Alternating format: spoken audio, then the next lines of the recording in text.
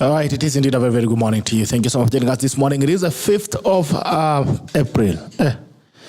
Mwezi wa 5th of April 2023, tarehe 5 mwezi wa 4 mwaka 2023. Natumai kwamba uko salama. You wake up well. You ready to start off your day. It is Siasa Wednesday edition of the 5th of April 2022.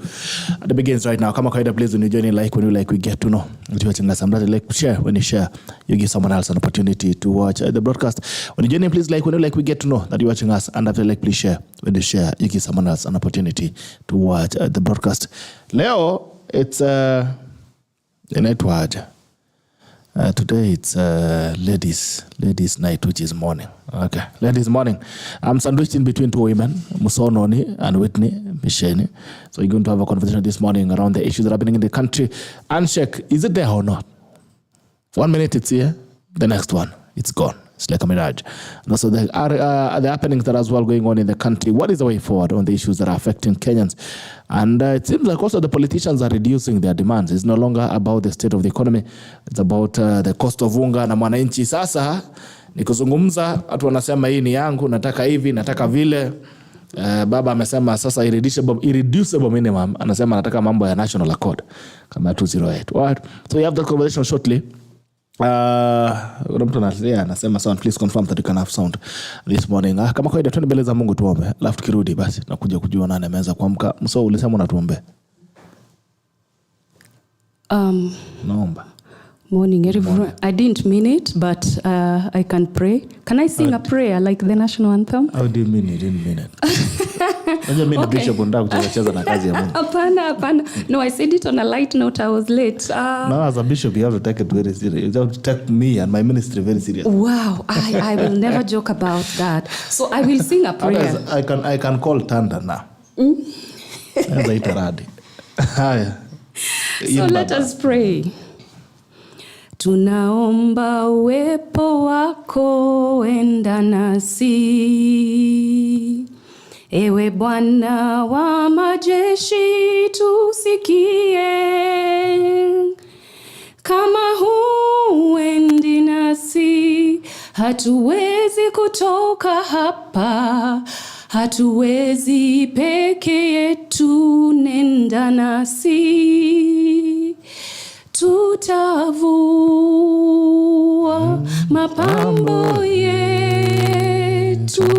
vitu vyote vya thamani kwetu.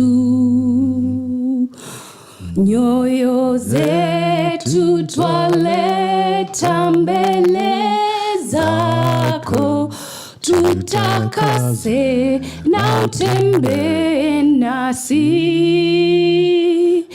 Tutavua mapambo yetu, vitu vyote vya thamani kwetu. Nyoyo zetu twaleta mbele zako, tutakase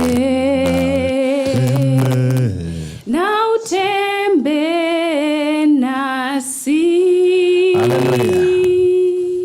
Asifiwe sana. And God's people say amen. Hey, hallelujah, amen. Yani kama ingekuwa tu anasa, ungekuwa kwa ministry safari ya mbinguni. Tangu mambo vile imehappen lately. For the things of the earth, the baadhi zimekupeleka mbio. Every time I'm near you, I feel the spirit. Hallelujah. Amen. Ile pia mtemko mnatembea na type. Wakristo wasikilize hata wanaheshima kwa bishop. No, you know, we need you to tell us how to handle you, because every other time. Bahasha. Oh, it is bahasha. Bahasha fari. But you know that is acceptable. That is because the spirit of the Lord needs to have his heart oiled also. Hallelujah, amen. And the ministry has got to be funded. Amen. I am not disagreeing. Na unajua mimi ndio nakula kwa niaba ya Mungu. That's the problem, Gerald. I think that is why hata tunakuanga unakuta when you are a bishop then you're this handsome, watu wanasema what is happening? Asifiwe sana. Unafaa ukauke kidogo. So ukikuwa soft hivi. No, I need more women in the kingdom of God. Oh, okay. It is working. You've seen? I'm already converted. It is At least sasa tutengeneza praise and worship. Nimeona. Nakuleta kwa na Whitney hapa. Naona mambo itakuwa shwari. Yeah, Whitney backup ako sawa. Then you know she can be able to quote those Bible verses. Jesus wept. Na kuniita papa. Na kusema yes papa. Na kukupangusa jasho. Na kusema yes papa. There's someone always wiping the bishop's jasho.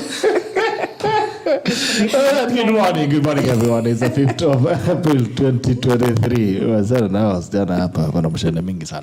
It's good to see you. It's the Siasa Wednesday edition of the 5th of April 2023 and begins right now. Please, when you like, we get to know. And watching us another, please share. And share, you give someone else an opportunity to watch the broadcast. So let us know where you're watching us as well from this morning. Good morning to you, Whitney. Good morning, Gerald. How are you doing? Salama. Now today you're in red, lady in red. Oh, yes, What's yes. going on? It's a Wednesday. Just the confidence and the power, and it's a Wednesday. But also, first of all, I also want to say good morning to your listeners and to your viewers. And I also want to say thank you so much, Noni. That was a lovely, lovely song, and you have an amazing voice. I do. Maybe you should ditch your 9-to-5 job. Why do you think me? I don't have an amazing. I was also singing. You have not complimented my voice. Well, right now you're focusing on Noni. You'll have your day, but that was a powerful, powerful song. And thank you so much for the morning glory. Absolutely, you are most welcome. I love to worship. Yes. Thank you so much. Gerald. Thank you. I know that happens when there are ladies. There's a bit of less testosterone in the room, but the gender balance for once. Though I walk through the valley of death, I shall not fear. This is affirmative action. You know, I'm a feminist. I'm coming in men only Leo Gioni also. Yes. I'm not going home today. Actually, that is such a controversial, is clickbait. What? Because when you say men only, I want to hear what you guys are talking about. So that clickbait. What is that, Gerald? So when we finish talking about the handshake or lack of it thereof, I am going to somewhere to have my beauty sleep in the evening. Somewhere. Same. Men only. That sounds very suspicious. So women today, you want to invade us? Today I'm invading you. They have to. No, they always do, because how can you just start a title with men only? I'm okay with the title. No, what we need is a woman's perspective for the men only, not for our. But you're not a man. No, I'm a woman who will be talking to men only. I will not be talking to my fellow women. Okay. And I will sing Celine Dion's Power of Love. Can you give me a taste of what you're going to say about two men? I'm itching to talk about the handshake right now. Before I forget what I wanted to say, I will record something small after this show that we can use as a trailer. But what I want to talk about is what Pastor Dorcas Rigathi said. I love her. I love that lady. But she said something about the empowerment of the boy child. She's been talking about it a lot.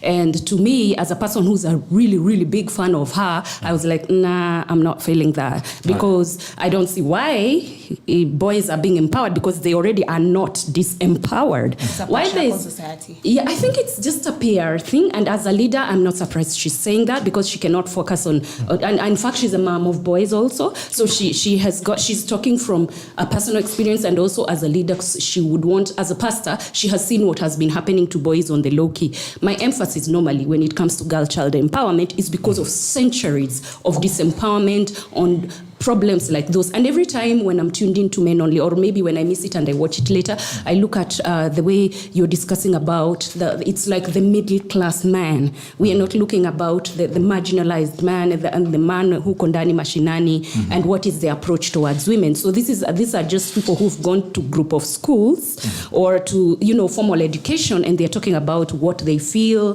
the relationship between men and women should be it financial, be it whichever. So I look at it and I'm like, now the women who are listening, they're taking it, it's like they're being attacked. No, it's just men saying what they would want, isn't it? Exactly. But the same way women say that, nobody. But if there's a woman there saying, you men say they want this, the reason why you're not getting this from women is because ABCD, now it balances. So the other men who are listening will understand why and because I'm a kienyeji who recently converted. I started speaking English 5 years ago, Gerald. You've known me. Nilikuwa Kikuyu wa Ushago. Sasa English of the North will draw up. I'm a journalist. We learn through. So then She learned on the job. I learned on the job. So that's hence my interest with men only. I'm serious. Nitakuja nitaenda to home ni change. Kwanza today on Men Only we are talking about misbehaving wives. Siwezi kosa hiyo. Well, I can't relate. I can't relate, so I'll keep that one off. How does it feel not to relate? Why I am excited about such a topic is because well-behaved women seldom make history. Okay. Well-behaved good guys women never get a corner office. Never. So you know. But good. They didn't say the good wives. They say the good women. So women can be anybody. So we are going to talk about wives, not women. So misbehaving. A woman can be anybody, and they can misbehave. They can have a corner office. They can have whatever they want to have. Mm-hmm. But sasa kuna wale ambao unajua when you go in the evening, they are there waiting for you. Kama vile leo unarudi leo na kisirani yako atako na mzee anafika ametulia tu ametoka kazini ana pressure na mtu nataka kuja relax. Wewe uko hapa unataka kuleta shida ya Handshake. Ulikorogo hapa na Whitney. Nataka kisirani. Well, we will discuss it in the evening. Yeah. I know it really happens. Akienda aende kusumbua mtu. Tukimkoroga hapa, the man she can just go and sob and sleep and what makes you think that? Let's start there. What? Do you have evidence? Thank you, Gerald. Please. No, she said she doesn't relate. So the fact that I don't have a husband does not mean I don't have a significant other. Or does not mean you cannot populate one along the way on your way home. Literally. Okay, I apologize. Why are you people underestimating us so much? Or I even say the fact that maybe I have a partner does not mean I cannot get another one on my way home. Husband. But as a girl who is saved, she is actually saved. I am saved. Whitney is I met saved. her in a revival conference. Amen. So, straight into the handshake. She is the girl after God's own heart. Mm-hmm. Amen to that. I really am. I am smiling in the way of a husband does not mean I do not have somebody significant someone to terrorize. Somebody who can change the bulbs. Someone to terrorize. A handyman. See, if your woman is. Oh my God. Person of hand. Yeah, so really, I think there's a lot that needs to be talked about by men for men. Sure. But there is important. It's necessary for you to have a woman who just does not, who is not willing to impress you. As long as you're not going to talk to us about treat me nicely. Issues, you come and talk to us about all conversations issues. Have to be balanced. No, it will be a main issue from a woman's perspective. I will so give them grief. I will terrorize you. Nitakuja na mzinga ya Gordon's gin ile pink. This is not Mokoka. We want to state that categorically that we are saved people. As a bishop, saved people don't drink. Nitakuja na divai basi. Wine, come with wine. Yeah, yes. Tea. We only take tea. By the grace of God. By the grace of God. The point is that I am so happy that these conversations are taking place. We have been putting... The men were raised knowing that they're not supposed to talk. They're just supposed to act. So they hide their emotions. They hide their emotions. They hide their feelings. They hide their opinions. So their opinions, they're always so entitled. Men have never hidden their opinions. I beg to disagree. They're always so vocal, be it right or wrong. The thing that they've been concealing for years is probably their emotions, but right now they're more outspoken than girls. The opinion that they give is the one that is politically correct when it comes to men. Like they will talk about the things they're expected to talk about, but really things that are sincerely bothering them, they will not give that. You could be in your house, you're being bothered by something your wife is doing or your mother did when they were raising you. You cannot raise it because it is not manly enough. So that the real opinion of a man, like genuinely, if you were to sit with a man and you tell him, women like this, if you do this, you will have a good marriage, they'll be like, I'll consider it. But when he's in the circle of fellow men, you're new jinga, you incite each other, you go ruin each other's marriages. But when you sit down with yourself or with a certain uncle of yours from the US who is a little bit, has got a different way, or the way they treat their wife, you see them cooking in the kitchen once a week, ati chapati zake ndio watoto wanapenda kuliko za mama. You start looking at it from a different perspective. It won't cut my hands off when I cook once in a while. It does not mean I'm a lesser man, but you will not voice it when you're with your boys. You'll be like, they will look at me badly. So even the day you will cook and your wife posts on social media that hii pila utamu tumetengenezewa na daddy, you're not amused. Why? Because it makes you feel less manly. What kind of mental jail are you men keeping each other in? Why would you do that to each other? Okay. That's Today is Siasa Wednesday, politics. but also I think women want men to cross, to cross the Rubicon, to cross the line. But women don't want to cross into being also taking responsibilities of manhood. So, but we'll get back to that. But we already have. Yeah, I saw someone who had posted and said, what did the person say? I'll try and remember, then I'll bring it up. Anyway, I want to remind you again that this is Siasa Wednesday edition of the 5th of April 2023. Before these women take it over with their gospel, I want to get back there. This is Siasa Wednesday edition of the 5th of April 2023. And it begins right now.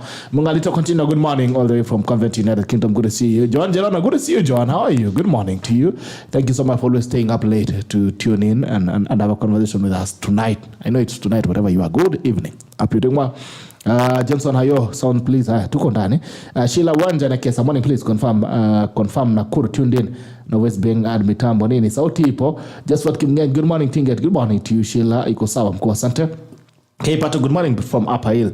Nairobi, the threats of Rao going to the streets are null and void. Alternative, he should use the Parliament House to create a dialogue, to create a solution since Handshake is not coming. So the fear of common humanity is back to the line of poverty, of high cost of living, right?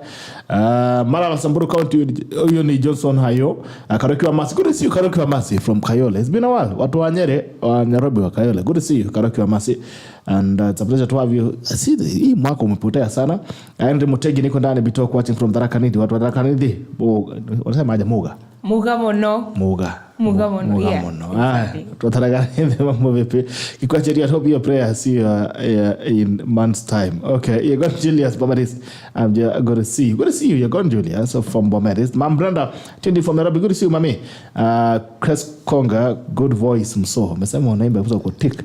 Stephen Sai Nakuru, asante Andrew Mutegi. No Handshake. Fasungu Timo Embakasi ko tuned in. Washira wa mwema. Gerald Bitok, morning tuned in from Embu. We the Lord of poverty is a curse for this nation. Haya. Hey, welcome munane. Robin Angiatit, good morning to tuned in. Robert Harap Tirit, Azimio Leader from Nairobi community area. Mambo vipi watu community area? Good to see you. Washira mwema Noni sumkade no Handshake Kipkwecheru at one may disagree with Raila on so many things, but his fight for freedom is what has got us where we are. The 2010 constitution was his brainchild and has kept the nation knit together. We might be heading to a referendum, something with which it's Eden.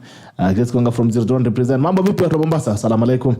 Vance Royin, watching live from County 023. Robert Raptrit. In fact, these women should talk of relationship. Men are going through hard times in the hand of women. That's what we are men, and we feel ashamed to open up. Good morning, Gerald and team. Good morning to you. I hope you're doing well this morning. The guys on YouTube, good morning, sir. Good morning. Karen Juguna, good morning. The Takol family, good to see you. Clifton Otieno, good to see you. Good morning. All up you're doing well. Good morning. Eric Ndiba, tuned in. Kumbe Noni, anaweza imba vizuri hivyo. Alan Kogo, good morning. See, you have serenaded my people here today. Good morning. Good morning. Bitok salimia warembo. Mwambie WCW kwao. Wamesema Women Crash Wednesday. Kwenu. Let me engage you. A big fan from Kapkugo, Mount Elgon. Watu wa Mount Elgon. Mambo vipi, good to see you. It's always a pleasure to have you. Whatever tuning in from this morning, I want to tell you that we appreciate you. And without you, the tackle could never be. We are because you are. All right. State of the nation, Whitney. What do you think the state of the nation? That's a good question, Gerald. Mm-hmm. What's the state of the nation? I think yesterday some very consequential statements were made by the Right Honorable Raila Odinga. Mm-hmm. And also we had, the rebuttal from President William Ruto where he said there's no handshake. But also Raila Odinga was categorical that also he did not want a handshake. But now coming to the irreducible minimums where he was talking about, the cost of living. And we know that President William Ruto on his press statement on Sunday said that he wants a bipartisan approach, which is going to be in Parliament. But Raila Odinga has come out categorically to say that it has to involve more stakeholders in the whole private sector, elected leaders, non-elected leaders. So I think the state of the nation is we're yet to see what's going to happen coming in the near future. But I think the first thing I would like to commend the two leaders, being President William Ruto and Raila Odinga, is the consequential statements that they made on Sunday, the end of the Mandamano, because we're seeing this country degenerate into a very ugly place. I think Monday would have been a bloodbath. So that was the first commendable step where there was a ceasefire. But now Raila Odinga has come out with some ultimatums where he said he wants the conversation to be more broad. So I think that's a very interesting development, and I concur with him 100% that we need to have more people on the table. And if I can just advance my point a little bit.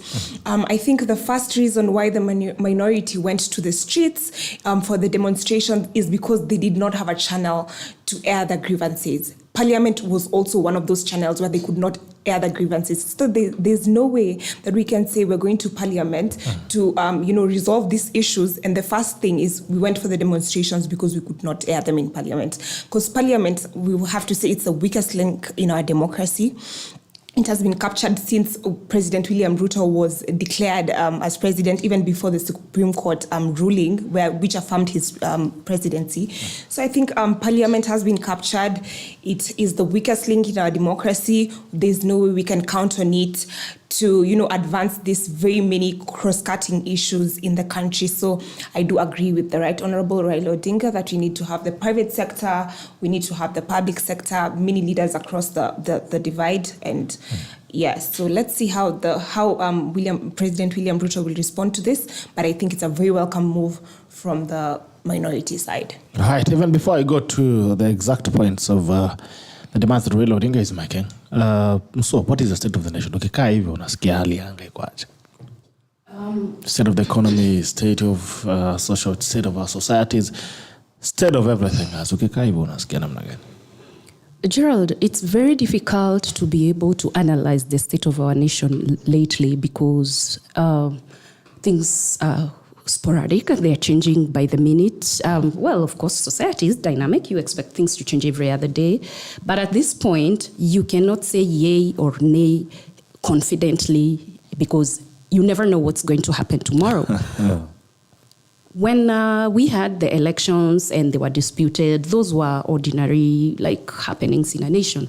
But after the Supreme Court, which is the highest, the apex court of the land, after it ruled and issues were settled and we moved on, we expected there to be a semblance of normalcy in this country. We have not had that. Why? I do not understand. I think people should be able to move on. You move on so that we can propel this nation forward. We cannot do nothing when you're doing 2 steps forward, 2 steps back. The state of the nation right now, Gerald, is, I'll say it's kind of creepy. It's eerie. It will scare you.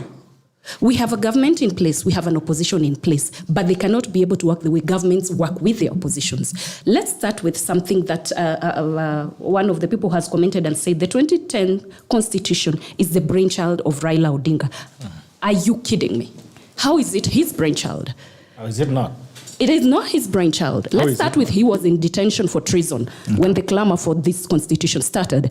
When did it start? It started with the likes of this senator. He's a governor now. The Orengo, the Rubia, the Shikuku. Okay. Raila himself, the only reason why he came in and he started purporting to fight for the constitution is because he thought he's going to have a stake in that government. At that point, he was young, he was energetic, he had dared to venture where nobody else would have. He had tried to overthrow President Moi, and at that time, a lot of people were fed up with Moi. So, he had partnerships. His father was there. Actually, I think his father did make some contribution. Raila did not. Raila just came in, hung on to the coattails, late to the party, and then he comes, and then he's the one who's telling the DJ which song to play. He's that kind of a person. So, okay, fine. He did, along the way, he did contribute. Along the way, he did make a lot of noise. We were uncomfortable at that time during the Moi regime. So, the noise he was making would resonate with the ordinary mwananchi until we came to realize that he's a very, very, very selfish being when he went into a merger with the same Moi that he was purporting to fight. So, with Raila, the Constitution 2010 was just a way for him to look for another shortcut. However, it was not his issue only. And at that time, don't forget, he had majority in parliament. You do remember.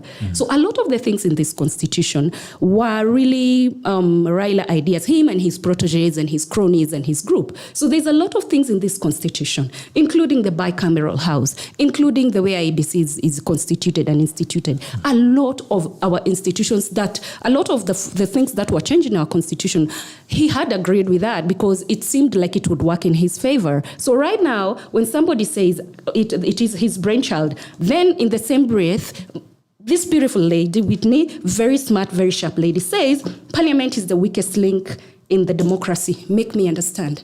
Make me understand. We have a bicameral house, isn't it? We have got all those things factored. And it is Raila himself and his majority ODM party that made this happen. There's a conflict there. Constitution is his brainchild, but no, it is not working for him now. So we need to have another sitting outside parliament, yada, yada, yada. What are we doing? We're just going around in circles, chasing our tails like dogs, because once he does something and it does not immediately work for him in terms of presidency, then again, that something is not good enough. Let's change it to another. Then again, it does not work for him. Then let's change it to another. Are you kidding me? We cannot be changing the constitution or the rules of the game, or like we want to manipulate how the referee is appointed. We cannot do that. It is the 21st century. We have got to mature in our politics, and we have got to start doing things in a legal way and following the statutes that are placed there if they do not work. Because if something would have been taken to parliament, then it refuses to work, and then they go to the streets, I would have understood. Nothing was taken to parliament. Parliament is not our weakest link. It is our only. It is the lawmaking house. Where else do we expect to make laws? In our houses, in our kitchens, or in the streets, throwing stones, killing policemen. Because we did kill a policeman while we were rioting, didn't we, Gerald? Yeah, with a sling which is as tall as me. And when I saw Raila, he's going to look at the sick people in hospital, and he says, I had gone to visit the victims of police brutality. He did not go to visit the victims of his goons' brutality. I want to understand which nation is this we are living in, and why we are this lawless, and we are not even sorry. We are not even feeling, Gerald. Because I can talk for 17 centuries continuously, let me just summarize the state of the nation by saying, the minute Raila got away with the 2007 chaos, we finished this nation. Because he's always going to be causing everybody else, including Uhuru Kenyatta, Mwai Kibaki, William Ruto, and all those players who are in the 2007 drama, all of them toned down. Walichuna maskio like this, because they saw what happened to them. Uhuru knows anything can happen. Did you see the way those Vieleweke bloggers were telling us, Uhuru hawezi peana sword ya alipeana maharaka upesi. Because alionja nini? ICC. So Ruto na yeye ati mawe zinarushwa people are saying Gachagua ndiye anakataa dialogue, Ruto anataka dialogue. People underestimate William Ruto. If he would want to be nasty, he would be. But he's smarter than that. He does not have time or energy to waste bullying his own people, because Raila is a constituent in Ruto's, the nation that Ruto is presidency. So haezi taka Raila aone mabaya. Those are people who paid for making bad decisions. Kibaki paid, Ruto paid, Uhuru paid. Ndio unaona walibehave na adabu. Raila did not pay for that. He actually benefited from that. He got premiership. Ndio sababu huyo mzee, and I respect him. He's a father. I love the way he relates with his daughters. He's a grandfather. He's a great-grandfather his age. But still, the reason we're having problems in this country is because Raila did not pay for 207. If he would have paid, angechuna masikio yake pia yeye. Okay. So, unasema akona deni. Before we go to the... ya wananchi na ya Mungu. Before we go to the demands, Whitney, do you have a rejoinder? You seem to... to be warming up for our agenda. Well, I think she's raised so many issues, so I'm very conflicted on where to start. But also, the first thing I would want to say is demonstrations are constitutional, right? Anyone can picket at whatever time they want. Anyone can demonstrate. So we cannot, castigate Raila Odinga for holding demonstrations. If he feels like he had a pertinent issue to raise and there was no channel where he could air his voice, that's enshrined in the Constitution. And also in the preamble of the Constitution, it says the sovereign power belongs to the people. You can exercise it directly or indirectly. He was exercising his right directly. You cannot blame him for that. So I think right now it's just now time probably we now go to the issues which are being raised in the mandamas, which I think are very pertinent issues that we should talk about. the cost of living. We've seen the Business Daily headline today, which talks about unemployment. So I think it's good. We should just, delve into the irreducible minimums that he's talking about, because I do believe that they're very, very pertinent issues he's raising. Okay. All right. So let's look at the issues that, first of all, President William spoke in Rwanda, and he was asked by a South African journalist, South African Broadcasting Corporation journalist, whether there was an handshake that was coming up in Kenya. And he has said categorically that there is no handshake that will happen between him and Raila Odinga, as it had been largely speculated across what political divides. I had seen people beginning to, I saw even Babu Wina posted a picture with Ndindi Nyoro. There seems to have been, people had already started having conversations around it. So William Ruto has stated again that there is no handshake that is coming, but he has said that there was going to be a parliamentary conversation on the issues that Raila Odinga has raised. Now in the rejoinder, Raila Odinga as well has spoken, and he has made fresh demands. And actually this morning they're in Msoo, I think, for a retreat. They should be back tonight or tomorrow. So it'll be interesting to see what deliberations they're going to come up with, whether they're going to go back to the streets or what is going to happen next. But anyway, let's look at the issues that they raised yesterday, the demands that they raised yesterday. Deliberations of Azimio leadership since last Sunday. There has been a meeting of the Azimio leadership to deliberate further on the development since last Sunday. One, the meeting reiterated our commitment to the envisaged dialogue between the parties. It further reiterated our determination to see all our core issues on the table as follows. One, addressing the cost of living. This meeting agreed that high cost of living is urgent and can't wait. Audit of servers. This meeting agreed that auditing of the 2022 election servers is necessary and urgent. Three, reform and reconstitution of IEBC. This meeting agreed that electoral reforms are urgent and necessary for future elections. Number four, fidelity to the letter and the spirit of the multi-party democracy in Parliament. We also touched on other areas, including composition of the Bipartisan Committee, implementation of the recommendations, and involvement of leaders outside Parliament. It is a resolution of this meeting that a purely parliamentary process may not serve the intended ends. Our suggestion is have a conversation at the national level through a process akin to the 208 National Accord. To this end, the coalition process proposes a team drawn from its ranks, both in Parliament and outside Bunge. We emphasize that all the issues we have laid out in public carry equal weight to us, although high cost of living must be addressed urgently. In this regard, we resolve that the regime must take immediate steps to bring back the cost of unga to shillings 100 as at the time of the elections. Okay, they're saying at the time of election, unga was 100 shillings. We further resolve that Kenya Kwanza must take immediate steps to lower the cost of fuel and put a freeze on the recent increase in cost of electricity. These are not matters for a committee.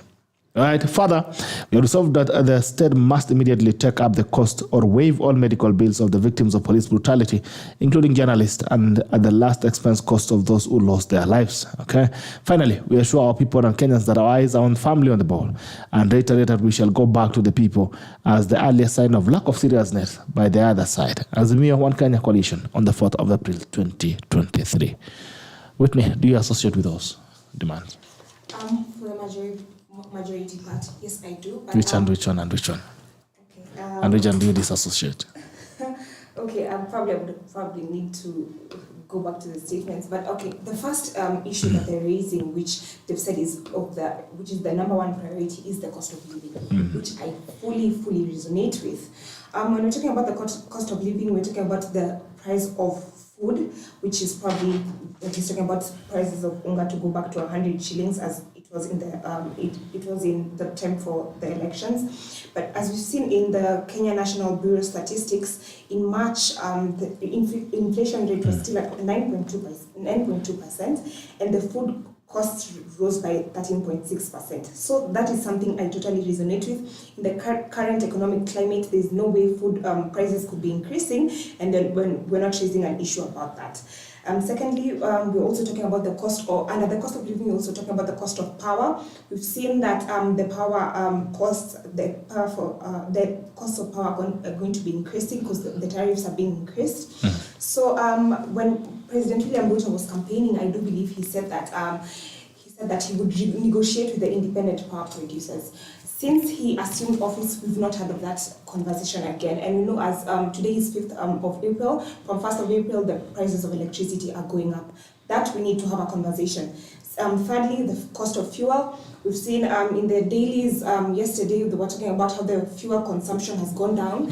since 2000, like this is the first time since 2017, probably except from the COVID year, which is 2020. People are no longer using their cars because the price of fuel has gone up. So I would want to say that we want like some, okay, of course, William Ruto has said, he's not here for subsidies, but we want to say there must be some short-term measures that is giving reprieve to the Kenyans. So there's no way he's just going to totally abandon the people, talking about long-term solutions, and there's no short-term solution or middle-term solution that he's talking about.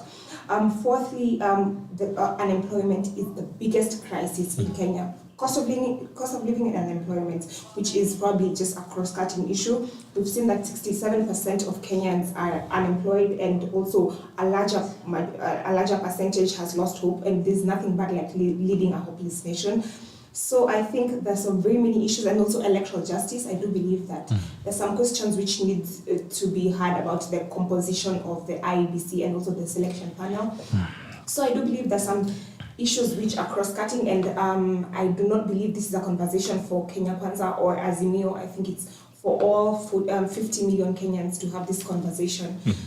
So yeah, I totally concur with, especially his number one priority, which is the cost of living, and also unemployment and electoral justice. Do you think these demands are? Do you think these demands are sincere? Because the first demands that were made on Sunday, on the press statement, was majorly around IBC and the servers. Now they're bringing back the issues of the cost of living. Now the issues that carry weight, of course, even if you said like you'll know where the weight is. Do you think these demands that are being made are very genuine and sincere? Do you think they're coming from a good place?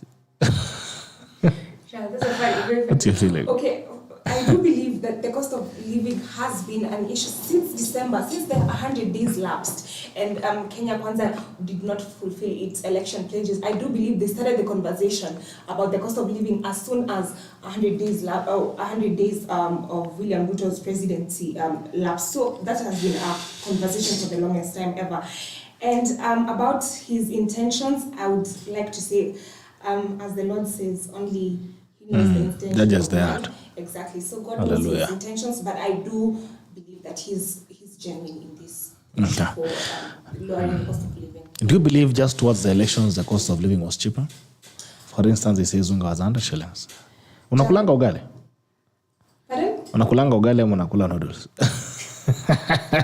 I feed the field. Okay. Yeah, but I feel that I don't feel like I'm not a fan of ugali. Honestly, I think Kenyans need to diversify their plate. But Do not say that on national television. You will bruise a lot of hearts. I think just did. Kenyans need yeah. to diversify their plates. I said that Kenyans need to diversify their plates. But if they feel like they can't do If you unaona ugali ilikuwa 100 kweli unga kabla ya election? Yes, for like a month or so. It was. It went down. And Gerald, I did tell you, I brought you my receipt last time where I showed you that I did buy some packets of flour for 100 shillings. It never did. There for a very short time. And also, as I said, the question you asked me first was, do I feel like the cost of living has become higher since William Ruto took over presidency? Yes, because of inflation. If inflation is just basically the increase of prices of food and fuel, it is at 9.2, and when you compare from the time, typically it should be, okay, in an ideal situation, it should be from 2.5 to 7.5. It's at 9.2, and the time President Uhuru Kenyatta was in office, it was at 7.4 or something like that. So yes, the cost of living has gone higher, cooking fat has gone higher, the gas has gone higher, fuel has gone higher, flour has gone higher. So yeah, like the cost of living has always been high, but right now it is high. It is high. All right. So do you associate with the demands? What do you think about the demands? Because people were saying, well, the demands by Azimio are legit and the government should look into it. Some of those people, gentlemen like Eric Ndimba, saying those are the pertinent issues raised by Azimio. The government should listen to them and also realize Azimio are people's representatives too. I do agree. Azimio has it's a whole section of this nation, probably slightly less than half of the voter turnouts they actually did vote for Azimio, and Raila is a national leader, and with his people they represent a huge chunk of this nation.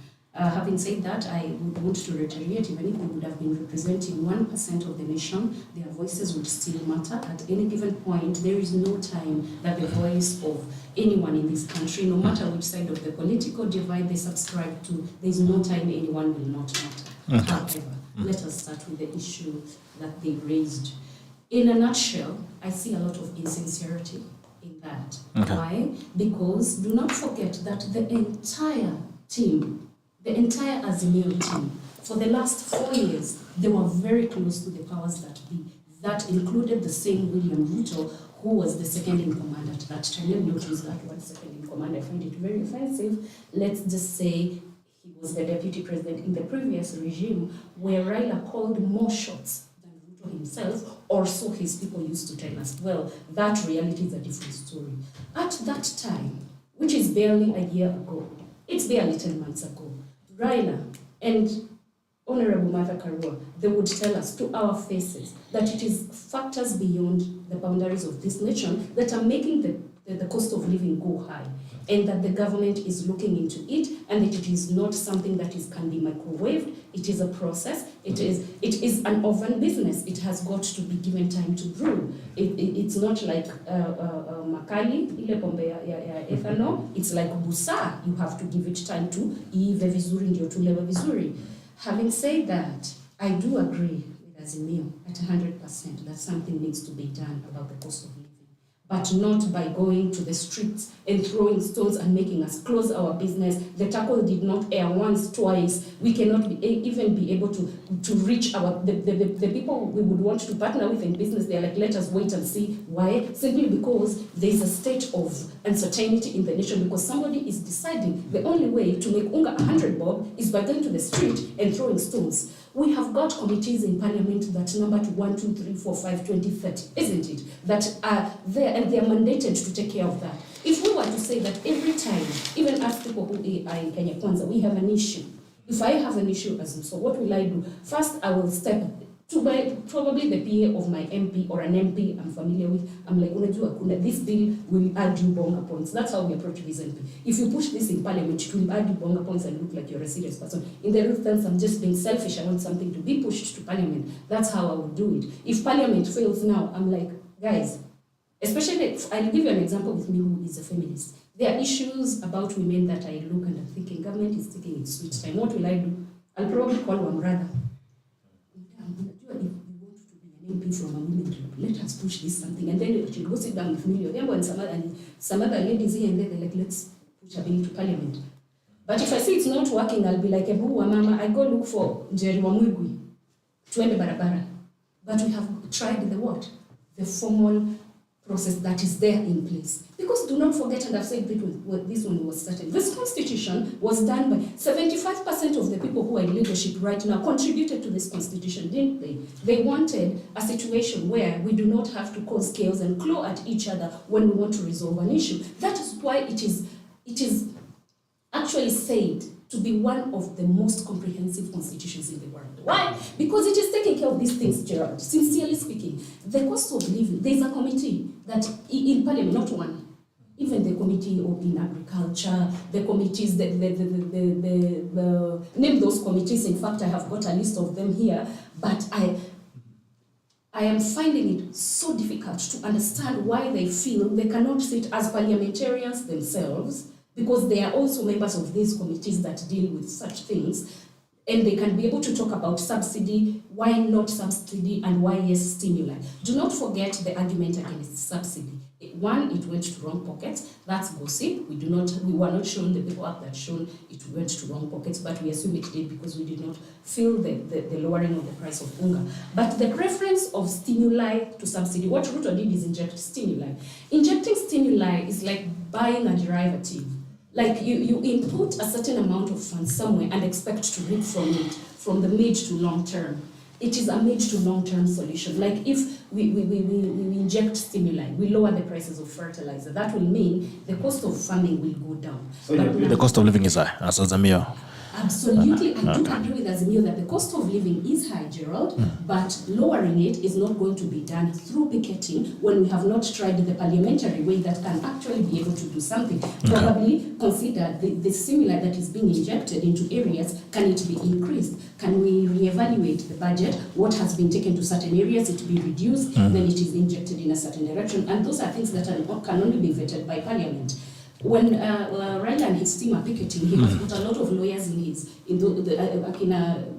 the likes of Sifuna. And they're like, Sifuna is a very smart guy when you listen to him when he's on TV interviews. He's talking about stuff that makes sense. But now, instead of taking all that sense he's making on TV interviews, going and drafting something, pushing it to parliament, then come out and tell people, you know what, I took this proposal to parliament, they refused to pass it because wao wameshiba, how government haiko serious na kushukisha cost of living in the process that should be followed. Then when they ask that, guess what? Even Kenya Kwanza people will step out and demonstrate with them. But before they have shown us that goodwill, that they are using the processes that have been instituted and that have been mandated to take care of us, they have not shown us those 10 months they are saying Ruto has been president. They've also been parliamentarians and they've also been lawmakers. Ruto has not been president in a vacuum. He's not been president alone. They are also in leadership with him, because do not forget, parliament is a whole arm of government, isn't it? Yes, so what has let us see the bills that the Azimio people have pushed to parliament to lower our cost of living that have been rejected by government. And trust me, even as Kenya Kwanza people will join the Mukokwa street. All right, so let me ask you, the proposal that President William Ruto is giving, of course, on a conversation in parliament, he's calling it bipartisan conversation in parliament. Now, do you think it's really going to work in addressing the issues that Azimio are raising? Because if you really want to find a bipartisan position on this, then you need to have a middle ground on terms of how comfortable both sides in the avenues that are being used to iron out these issues. There's an issue that the concern that Whitney is raising here, which also has been raised by Raila Odinga, and also even on that list, it still appears there, on the constitution of parliament as it is now. What are the chances that Azimio will have a voice in parliament or will succeed in executing their grievances? Because there's been claims that the presidency the executive has bought out MPs from opposition and all that, and capture that. That's a concern that is coming. So what are the chances that actually that route could work? Briefly. I'll give you an example. When parliamentarians want to increase their salaries, they are always in agreement, all of them. At that time, you do not even know their divides in parliament. When parliamentarians decided probably to throw out Kindiki, at that time Jubilee had numbers. Handshake. During the handshake time, things changed like this, and the people who you thought had numbers realized they didn't have numbers, isn't it? Parliament is made of human beings, men and women like you and me. When they are sitting down and they table issues, if a bill would come from Azimio, if you follow the proceedings of Parliament like I do, and you see a bill has come from a particular member of parliament, at that time when it is being settled, when it is being debated, it is a debate. There's normally not, it is a bill that has come from an Azimio person. If it is a bill about the cost of living, and both sides of the political divide know that they will benefit, they will earn bonga points from reducing the cost of living through the right channels, I do not see how on this earth they will refuse to pass a bill. KK people will refuse to pass a bill that is lowering the cost of living that their own people will benefit from. For everybody. There is no way. We have not even tried it to see it fail. But like I am saying, probably they will do like they did. You remember that getting lady whose funny photos ended up in the internet, the issue of the mercury sugar, the way she was buying them in the toilets, we saw that. So probably they are fearing that they might push a bill and then somebody just decides to spite them. I don't think it is going to happen. I have my doubts, Gerald, and in case it is a possibility, let them push it forward. If it is probably the KK members of parliament stand up and they say they do not care about the cost of living, it is going to be live on the floor of parliament, isn't it? We will see. Parliament is always live. We will see. Then we will be able to judge those people from that. But you cannot go straight from an election to the streets. Okay. This is selfish. The whole of it, before I even start looking at it, audit of servers. The servers were already audited. How many times are we going to audit these servers? Okay. Where are the servers? Let's start there. What is the server business? In fact, fine. If there was an election anomaly that can be proven and that requires the servers to be audited, the servers have got to be audited. We have suffered so much from electoral injustice in this country. I do not think we can stomach it. But there is no electoral injustice. It is just somebody who is disgruntled. Mm-hmm. We cannot use our disgruntlement or lack of satisfaction with the outcome of a competition, because the election is a competition. Mm-hmm. If the outcome does not favor me being disgruntled cannot be a ground to cause disharmony in a nation. Reform of IEBC, there is a process. Uh-huh. And it is going to be done anyway, because IEBC in itself we do not have any commissioners as we speak, isn't it? Yes. So it has to be done. The way it was done previously is the way it's going to be done, because it was done following what? The 2010 constitution that Raila Odinga bulldozed. Let me emphasize. So he bulldozes a document. It refuses to work for him. Now he wants Are we going to have electoral reforms every election cycle? Do you know how much that costs us? Okay, fidelity to the letter and spirit of multi-party. Now, the mention of that word multi-party reminds me of how even people on my own side, have caused a lot of jitters online because of the word bipartisan. Bi-party, multi-party, does it sound similar to you? People are so bothered by the word bipartisan, Gerald. I had to Google it. Nifikiria kama ni mimi kizungu yangu sio mzuri. Bipartisan essentially means two sides, isn't it? Yeah. Ama does it have another meaning? Whitney, am I missing something? People are they are getting so worked up about it, and I'm thinking, Kenya Kwanza people, my people, what did we expect? That it is going to be kidole moja ya KANU? No. Everything is going to be done with us and the opposition for the betterment of this nation. So stop getting jitters about the word bipartisan, because you're irritating me, and I get easily irritated by the way when it comes to people from we have such... William Ruto is a man who is full of brains. So when his followers start showing like they are behaving like people whose cognitive ability is suspect, I feel very bad. I feel we are disappointing that man. So can we stop complaining about that word bipartisan? Let's move to fidelity to the letter and spirit of multi-party. Quickly kwanza. Unajua ni nini inasumbua Raila? Kwa sababu there are some people from his side who are pledging allegiance to the side of William Ruto. Fidelity to the letter blah blah blah. In fact, I think what hata ni cancel na hiyo kwa sababu hai make sense. He's feeling the people akina Jakakimba, akina those other in Ugenya MP sijui wapi na wapi wenye wamehamahama, it is bothering him. Some of them are hammering because of their own personal interests, isn't it, Gerald? That one you cannot say it is William Ruto who is going and knocking on the door of ODM Hodi, nimekujia watu wenyu, at no given point. They are the ones who approach him.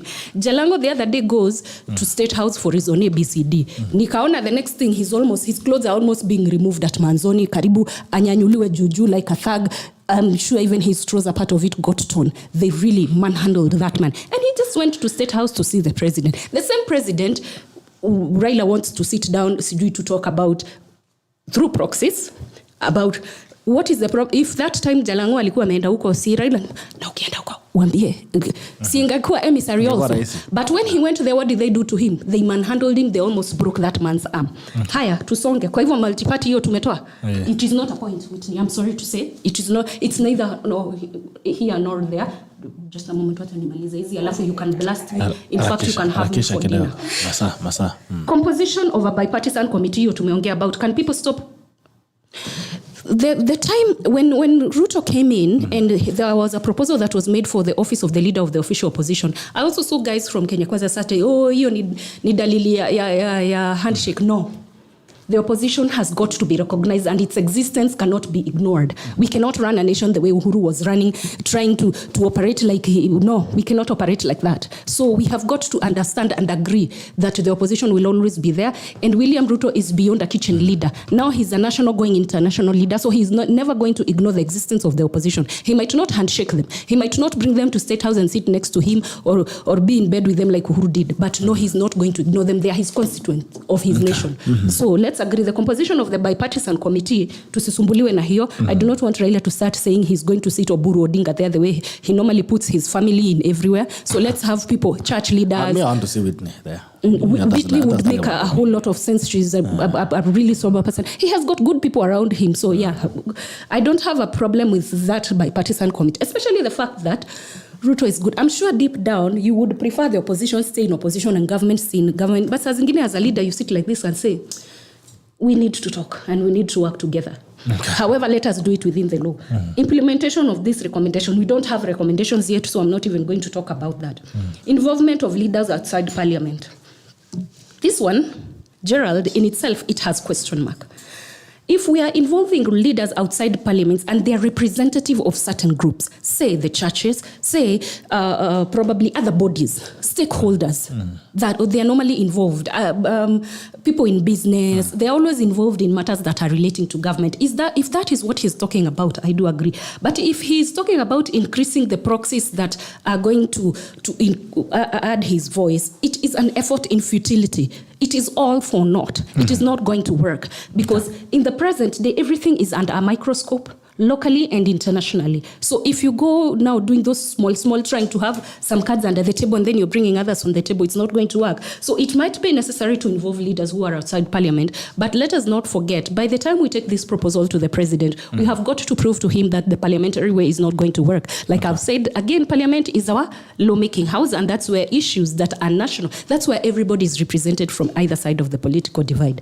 Let me summarize because I've taken more than 10 minutes. Yeah. A purely parliamentary process may not serve the intended ends, and they want a process akin to the National Code of 2008. They propose a team from parliament and a team from outside. And now, the intended end, that's the operative word. What's the intended end? To lower the cost of living. There's another intended end. If the intended end is to lower the cost of living, a purely parliamentary process is what the law provides for.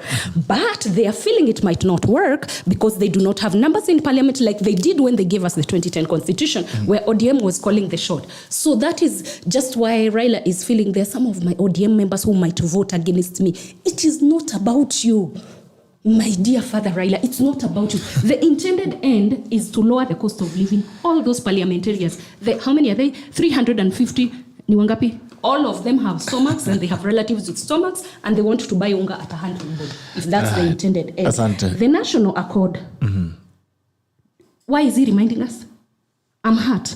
And how kutanisha inches is unity of the country. Why are you at? The reason we had a national accord was because we had an acrimonious election. We did not have an acrimonious election. It was open and shut. He himself and his agents, we were here election day, Gerald, remember? All those form 34 moja tulikodoa macho mpaka asubuhi for a whole week. Gerald ali lose weight. Ni vile ndio limeanza kunaona kidogo. The Form 34As, all of them were signed by his agents. Every single one of them. Why? You remember the reason the 2017 election was nullified? Because of technicalities. Chebukati wanted to sign out in style. He did not want the same small errors of technicalities to happen. Is there one single Form 34A that was not verified by an Azimio agent? No. We do not have an acrimonious election. We do not need a national accord. We do not need to call Kofi Annan from his grave. God rest his soul, good man. And the way they're saying all issues carry equal weight, it means mambo ya njaa na mambo ya intended end ya national accord ziko na the same level. Oh, hell no. I almost used a curse word. Thank God nimefungia mapema. Haziko pamoja. Njaa ni issue burning. We cannot compare it with these people telling us the water national accord that is going to give. The national accord gave him premiership. So when he mentions the national accord, I assume his intended end, he wants some premiership. It's not going to happen. Such nonsense is not going to happen in the 21st century. He also said in that presser that there are attempts to tamper with the server. What is that? Now, what does that, Whitney? Please note that and tell me what those attempts to tamper with the server. I am not a lawyer or I am not a member of the judiciary, but I still want to know those attempts to tamper with the server because they might even tamper with Ruto's numbers. ukute tuliacha ziko 7.1 watampe nazo tukirudi kureview servers tukute ziko 6.3. I want to know about that attempt about tampering of servers. Last but not least, not really last when it comes to me, they took up costs. That has to be the last. Okay, well, I'll try. They took up costs of the victims of police brutality. I asked that one also. Did they take up costs of brutality of their goons because their goons were seeing recorded live killing a cop? They need to take up those costs also, and they need to go visit that guy. Kwanza, he's from Kisumu, he's from his hood. He already died. Odwara is dead. I feel so bad. They killed a cop. They killed an officer of the law. With a sling. Kama ile ya David aliwa nayo Goliath. It hurts me. It breaks my heart because really, goonism and picketing, no, those are two different, Gerald, those are two different things. Hooliganism and picketing. Because picketing, you remember what PLO Lumumba said when he was here? Yeah. About the march to Washington. Or Mahatma Gandhi's salt march. You uko hapo mbele, you walk, you make your point by walking. And let me tell you, that silent walking, or maybe you are chanting songs, solidarity forever, we shall overcome, yada yada yada. If you do that, it sends a message to the world. If you throw stones, the world just looks at you, and then Biden sends coon. And then today in the morning, I had the newspaper review when I was coming, and they were saying Senator Coons was in the same class with Uhuru. He was Uhuru's classmate.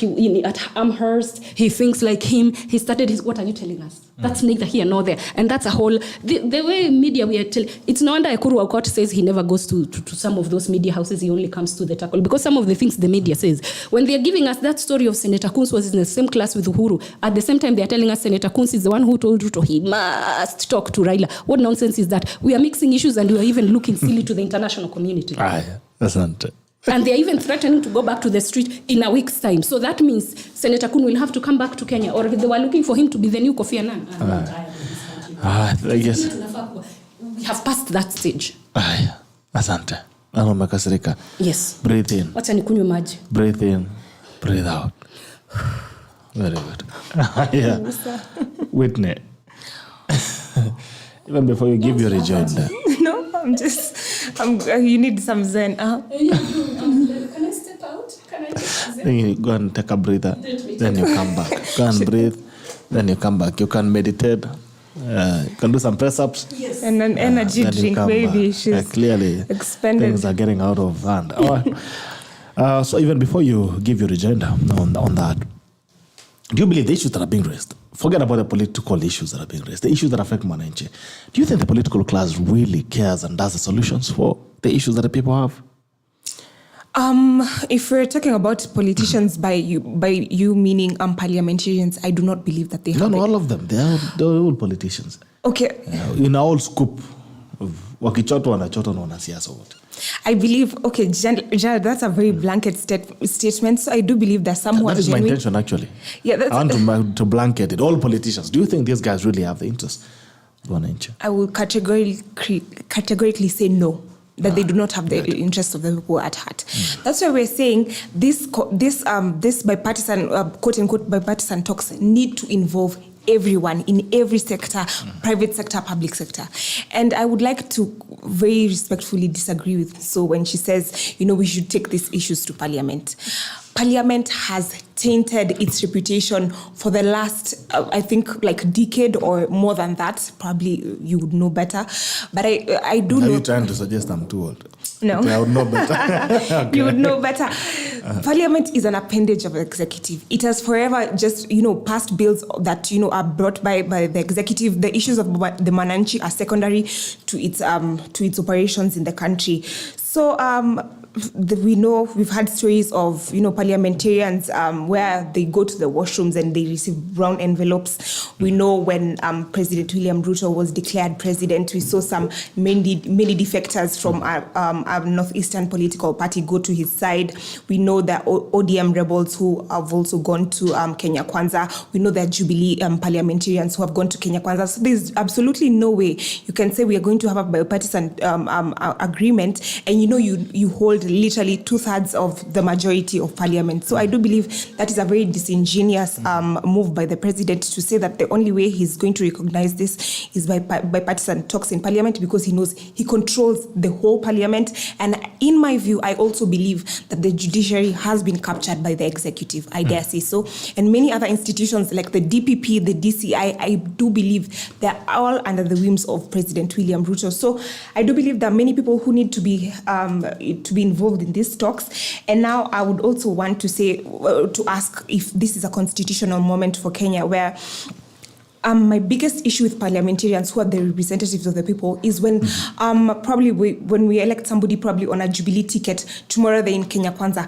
What assures you that the people who voted for you didn't vote for you because you were in Jubilee? You get what I mean? So that's something that probably needs a constitutional amendment where it says that if you're a parliamentarian and you've been elected on ODM or Kenya or UDA and you defect to another political party, you need to seek a fresh mandate from the people, because it is not in the constitution. I believe it's in an act, but also there's no enforcement methods. I think it's being done by the ORPP, but I do believe that it needs to be more strict. It should be a very clear provision that immediately you defect, you get a fresh mandate from the people. So.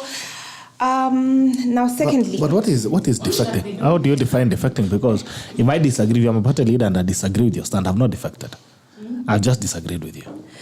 Okay, but what do you call when President William Ruto got? First of all, we know when the conclusion, when the elections concluded, Azimio coalition had majority. That's true or false? That's true. But immediately he was announced as president. As I've said, the Northeastern political party went and met him at his current office. Soon after, we saw the ODM rebels. Soon after, we've seen the independents also go to Kenya Kwanza. Soon later, we also saw the Jubilee. So I do believe this is a very disingenuous thing when you literally, I do believe political parties do have an ideology. So if you voted on Azimio, you probably you had an ideology which you should stick to. So I don't believe going to Kenya Kwanza, it's just, going there but not like changing your ideology, because I do believe they're actually going to be voting with Kenya Kwanza. So this is a very disingenuous thing from the beginning for the president to ask for that.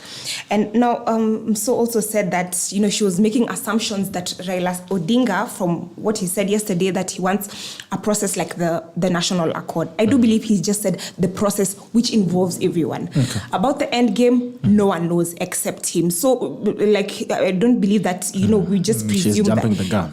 Yeah, we don't presume that he just wants the premiership. I think he just wants to bring everyone on board on those talks. So, and for the servers, she did ask me a question about the servers.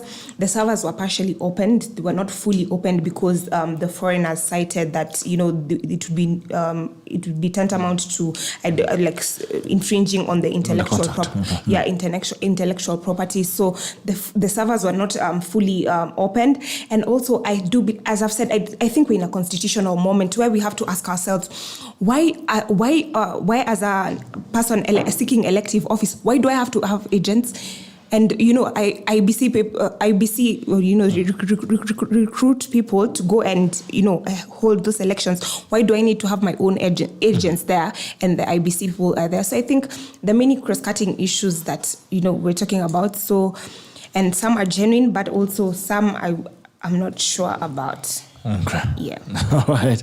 Let me look at the comments and then we'll look at today's dailies. All right. Interesting conversation that has been. Umepumua kidogo Msoo? Nimepumua tu maji.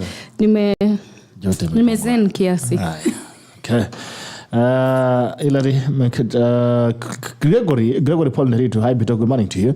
You're going to State of the Nation. Raila caved in, affirmed that my president is legit by accepting he's on the opposition side. Okay, that's all live. Noni has points. I think that those are the pertinent issues raised by Azimio. The government should listen to them and also realize Azimio are people's representatives. To Eric Dida, Whitney has very sober points. Thomas Ochieng, Azimio Brigade must accept they lost 2022 elections and there's a government in place. They must be responsible and give President Ruto's government space to work for all Kenyans. the good lady, be real. And I disagree with Noni. Kenyan politics does not work that way. Bunge is a house for government to push the agenda and wananchi don't feature in it. Right? Thomas Ocheng, Raila and his Azimio should stop blackmailing government of Kenya with mandamanos in their instigated chaos, not even them win. All must submit to the rule of law, including Raila Odinga. GB, tell that lady with red, she's called Whitney, that Azimio MPs working with president was the hallmark of bipartisanship. President Ruto is for everyone in Kenya. There is no opposition or government in Kenya. Well, okay. Sam Sitiene. Raila is such a brilliant and deliberate person. He has already opened the server. The results have been published and the government has been warned not to tamper with the results on the server. What? Also check. Why server and not ballot boxes? Raila Odinga should ask for ballot boxes to be reopened. That is where the votes are. And I think the Supreme Court requested or ordered that ballot boxes should be opened just after the ruling or towards the ruling. I don't remember it was, but also even the servers, they were given access, supervised access. So, well, it will be interesting to see what flies and what doesn't. Pato. Okay, I'm sorry. Also, Noni had brought in an issue about the cost of living that I just want to give her a rejoinder. She talked about President William Ruto's solution, which is just one solution of handling the cost of living, which is the cost of food. Noni talked about fertilizer, which President William Ruto has subsidized. But I take issue with that because we saw yesterday in the dailies that the subsidized fertilizers, they are of poor quality. So poor quality. So farmers are actually not, only 29% of the farmers have taken up that subsidized fertilizer. And right now the rains are here. It's the time for planting. The quality is terrible. There's issue with logistics, meaning the ones who even want it, they're not even getting the fertilizers on time. And as I've said, this is the time for planting. There's literally, Kenyans still don't have money to purchase that fertilizer. And also the fertilizer is still limited in stock. So William Ruto really prides himself in, this one-handed approach of dealing with the cost of living, where he says the subsidized fertilizer are going to bring in increased production in agriculture, when there's been numeric, many reports have said that from empirical evidence, from the Kibaki time, because subsidized fertilizers came in through the Kibaki time, it has never really yielded any tangible outputs in agriculture. So we've seen that William Ruto's first attempt in what he prides himself in, which is subsidized fertilizer, is already dead on arrival because only 29% of farmers have taken it up and it's of terrible quality. Could you probably be having a proposal outside of what probably the plan that William Ruto had? Yes, I do. I actually do. I do believe this is a very, you're talking about short-term or long-term? Okay, just say because subsidized fertilizer is medium to long term. Now I'll just give in my counter, which is literally right now we're seeing the rains. So I would get in this body for the government, which is called National Harvesting and Storage Authority. National silos, exactly. So they would literally just invest in water resources, building dams, water pans, getting boreholes. Increasing the irrigation land which is under irrigation. Those are the tangible steps which you can use, because also we know that the rains are going to be depressed. The rains are not going to be here for long. Which government is doing. The last time we had the MP here from Okroene, he told us about the dams that they are building. All those things you've said government is actually doing. And he said, he quoted that he has chiefs from different areas. He can even bring them physically to the tackle to say how they are working towards building small dams, mega dams. The small, zile dams za kuchimbwa, they do not require that much infrastructure. All those things you've mentioned are being done. Like you've said, it's not a priority. It's not a priority. The issue that Whitney is actually raising is we are at a situation where we're talking about the cost of food. The purchase price of food items and day-to-day consumption. That is high. And we're talking about productivity and producing. Now, the immediate short term, she's talking about the fertilizer and how much ground the government has been able to cover, less than 20%, as she has mentioned. It is more about what are those short term interventions, are they working? And what are they exactly? To ensure that we can have a better produce this year. You cannot do a dam. We have seen evidence dams have been done for over 3 years, 4 years. We've had this story before. Mm-hmm. So the short-term interventions, are they there? Are they working? What are they? And also, my question also would be, what are other nations doing? Because there's the food crisis, or not just the food crisis. Like you've mentioned, I've talked about food mostly because it's the easiest one to talk about. It's what affects us immediately. But the cost of living generally is going up. So we look at what other nations are doing and what can be done for a nation of our... These mega nations are actually doing what President Uhuru Kenyatta used to do. The US spends a lot of billions in subsidizing agriculture. Subsidizing agriculture. They do give stimulus packages, but they also do subsidize. The European Union subsidize a lot of a lot of the sectors, the energy sector, the food sector, so nations, we normally say subsidies are not a long-term measure, fine. But in emergencies like we are in right now, due to drought, which is internal, due to externalities, the Ukraine war, we're talking about supply chain disruptions, you have to give people reprieve immediately. You do realize Uhuru did not subsidize nothing. We still owe, the KK government came in with a debt from the oil companies, no? Mm. But I'm saying subsidies is what government interventions, stimulus packages, reducing taxes, which I have to say, President William Ruto, when he was being interviewed at the presidential debate, he said that he was going to lower the taxes on fuel. President William Ruto, we are still waiting for you to revise those taxes downwards because the cost of fuel has become unmanageable. And many nations are being affected by these things. But what they're doing is subsidizing. It's not going to be a long term. It's probably now, God knows when this Ukraine war is going to end, or maybe other domestic issues are going to end. But for emergency situations right now, where the country, people are dying, people can't put in 3 square meals, people are using 80% of their income on food. That is absurd. They need, like President William Ruto needs to be, and also what I take issue with President William Ruto, I don't believe that he's very responsive. You know how people can be going through a crisis, but you can give us assurance. I do believe that he's been very mum on this issue.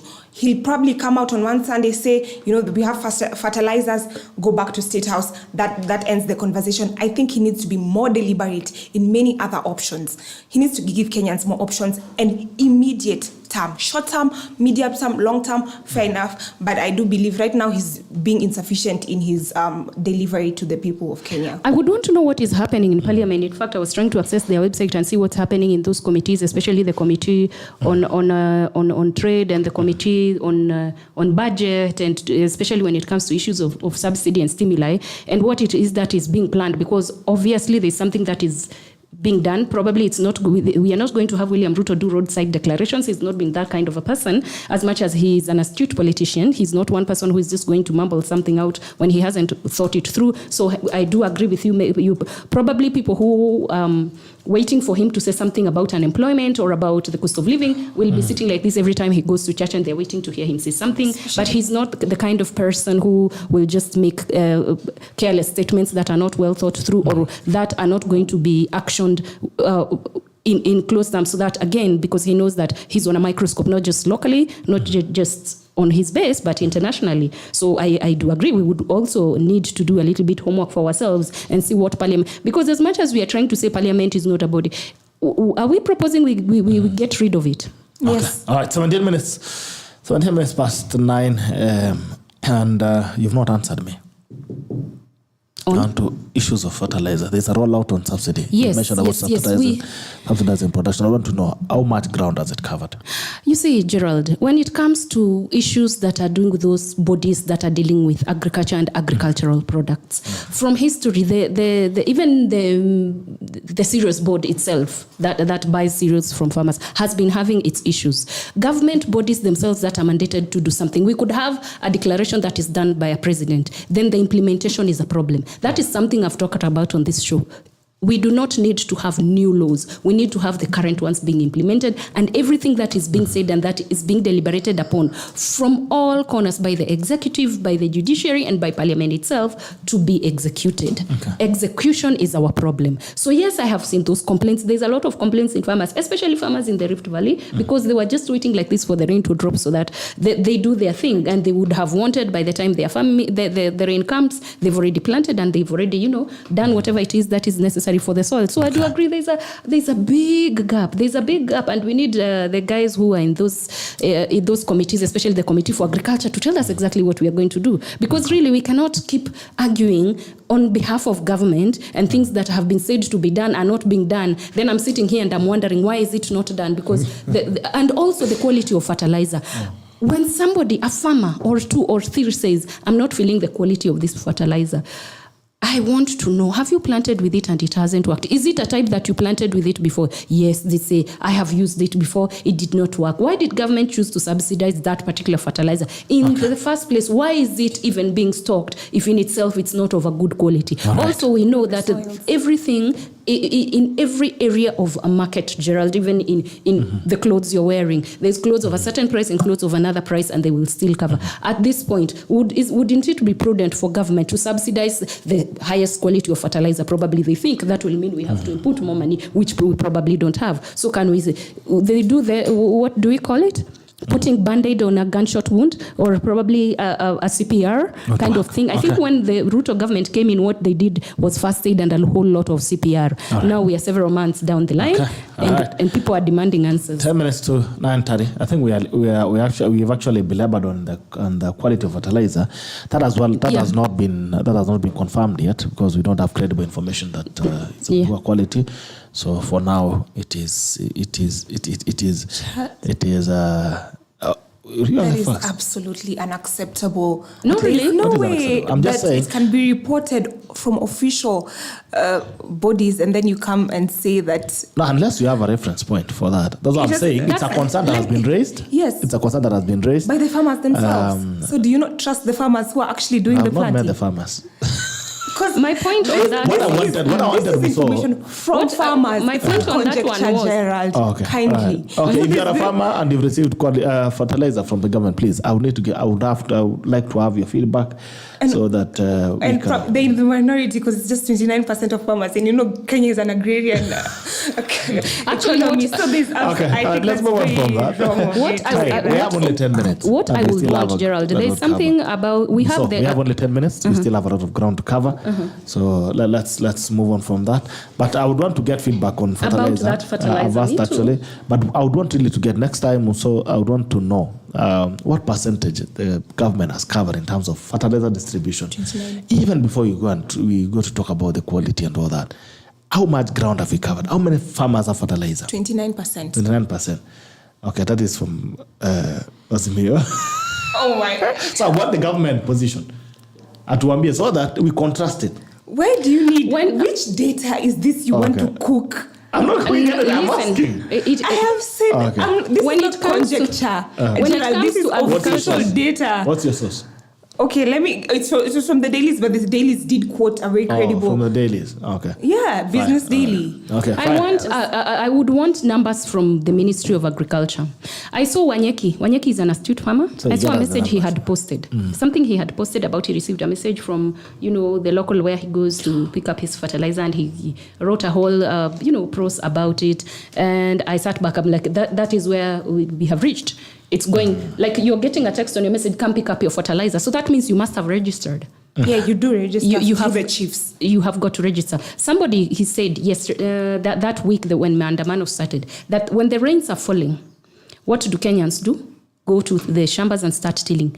Then somebody else, immediately the rains, we've been looking at the skies like this, waiting. Somebody else says, I'm going to the street. Then I'm looking at you if you're going to the street. Somebody else is going to register for the fertilizer, to go to pick seed. So the role that I have to play as a small Kenyan, because we are 50 million of us, my small role is like a small farm, as small as it is. There's somebody who has 50 acre, my 2 acre, what do? I go, niende nipande kakitu. So if you're complaining about the fertilizer and you've not even gone to register for it. Where will register fertilizer? we don't use fertilizer. We use this, we call it mbolea. Manure. We use manure because we just get it from the cows and we put it, because as people planted the katumani, the 3-month maize, na tunasukumana tu nayo. All right. Jane Mumbi, good morning. God bless. Good morning to you. Give Quite Vincent.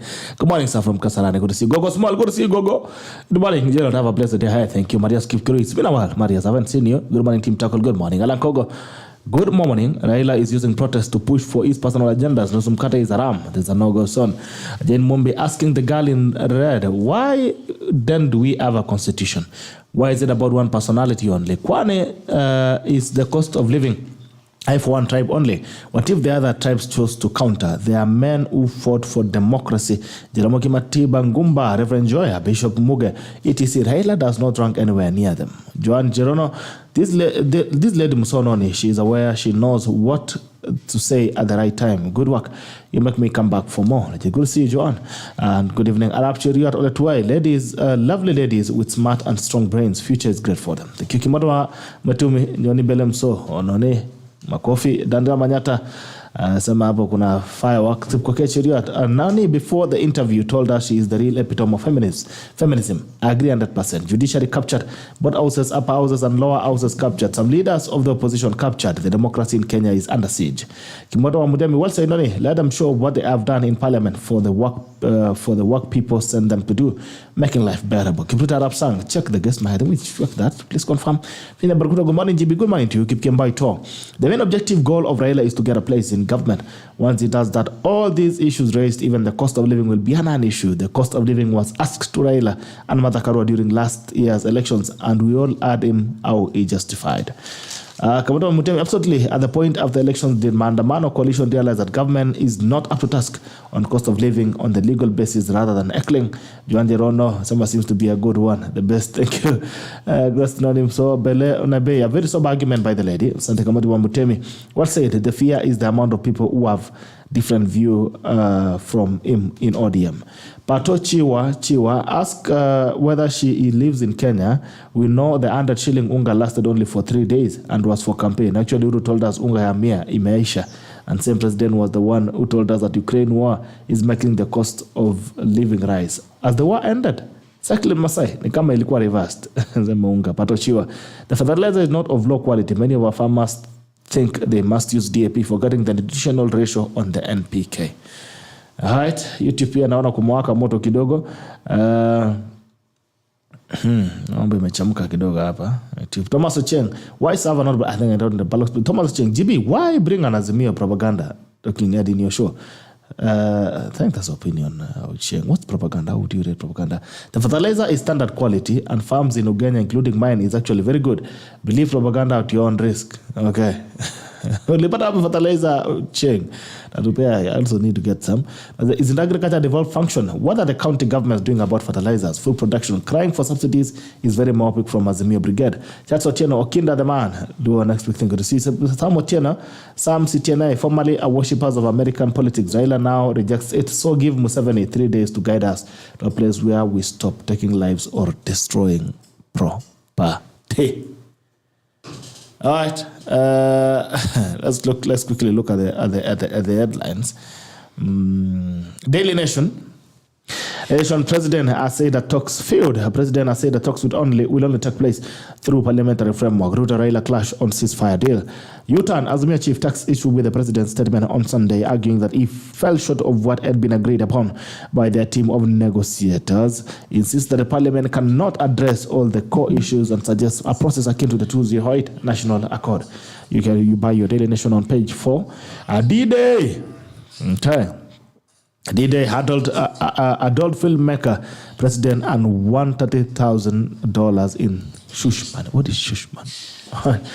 In a 2018 tell-all book, Full Disclosure, Daniel Msoo's legal name is Tiffany Clifford, recounts an encounter with Trump at the Nevada Golf Resort. By the way, Trump ameshikwa jana. Okay, and he said, I can't believe it. These guys are arresting me. This is unbelievable. All right. Miranda, send my son my found his body in a mortuary gate. A family from Gesima in Nyamira County is mourning their son who died in an accident as he traveled home from Miranda High School after he was sent home for fees. This is actually nonsense, and I've said it several times. for the principals or teachers who are in school, mtoto alipangi fees, ni mzazi ndiye analipa fees. What business do you have sending a child home to go and pick fees? Aende nyumbani akaya alafu arudi na fees, including the days that he was not in school. So you send a child home to go look for fees. Mzazi anajua mtoto ako shule, anatafuta fees. Mtoto anakuja nyumbani hakuna pesa, anakaa 2 weeks. Akirudi anarudi na pesa pamoja na ile 2 weeks amekaa nyumbani. This is nonsense that must stop. And I saw the Ministry of Education actually a circular that no school should send children home for school fees. I think that needs to sink enough. Now, the family who has lost a child, a son from Miranda High School, Protas Mogaka, who died in an accident because he was sent home for school fees. So I hope the school now has school fees. I hope they do. And that needs to stop. Book sterilization calls to Uhuru Raila and 2013 fallout. Former IBC boss recalls evening he decided he would announce the winner of 2013 presidential elections. Mambo ya IBC pia 2013 ndio hiyo. Isaac Hassan. Do you remember Isaac Hassan must go? Isaac must go. President Big Asla Nation Edek. Ni kama mambo kidogo inampeleka Segemunega Masla anapeleka rais mbio.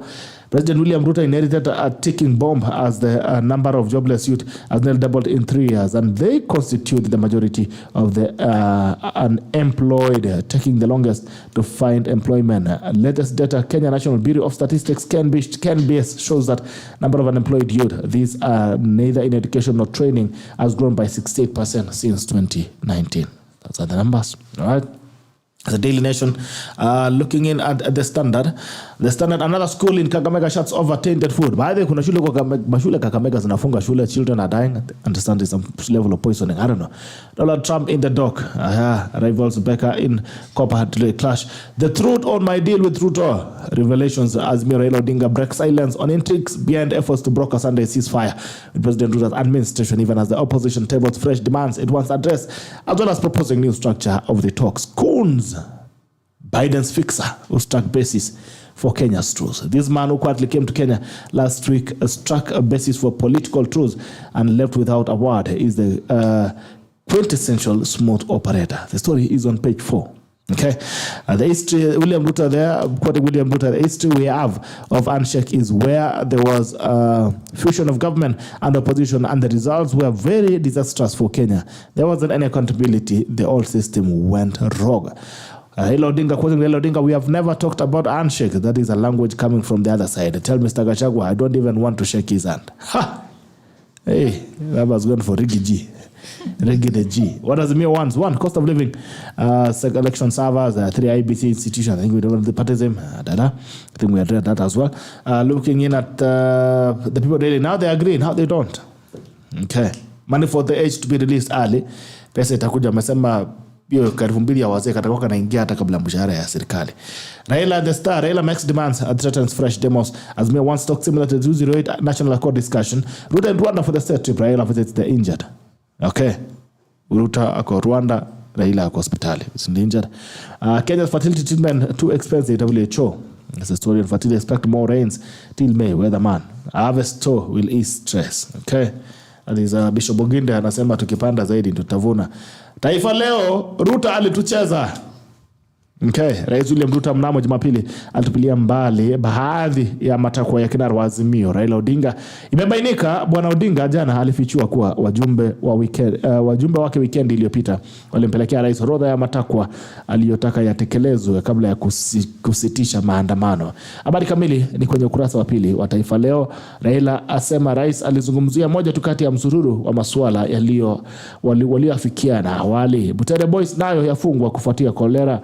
Ripoti yasema zaidi ya wanafunzi 100 walikuwa wanatapika na kuhara. Brentford United kumenyana siku ya leo.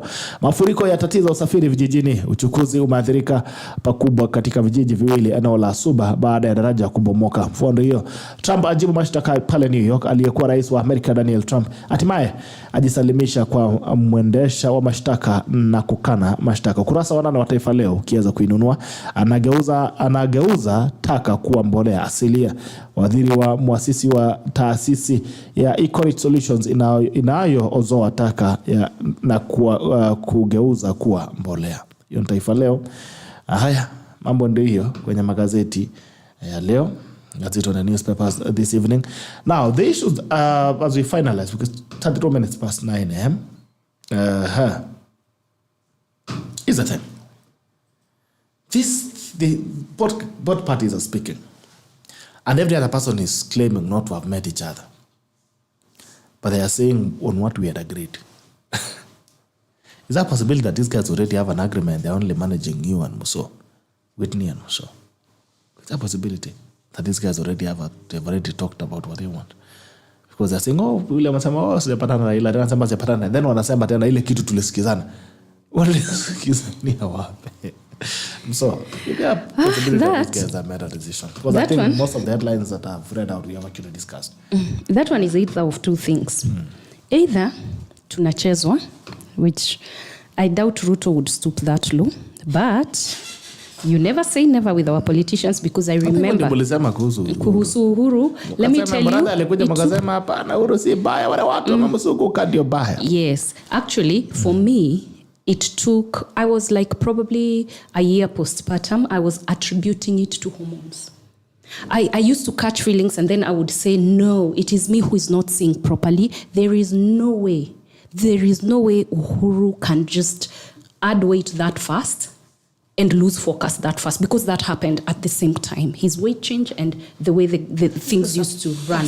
It just changed in a way that I thought the issue was me. For almost a year after the handshake, I was still in denial. So I cannot say, Gerald, that Ruto na Raila hawajamit. No, mi si PA wa Ruto, sijui.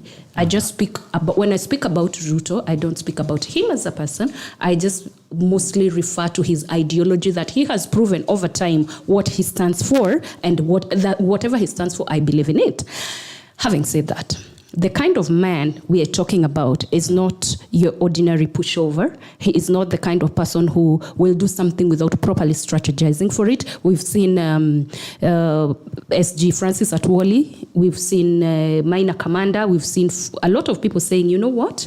Really, Ruto did play as a good game, because he started focusing on his presidency in 1997 when he beat Robert Chisire, and everybody was assuming this is just another guy who's going to Harambes and giving. You remember there's a photo that circulates around of him giving 30,000 to Harambee very many years ago. 30,000 was a lot of money.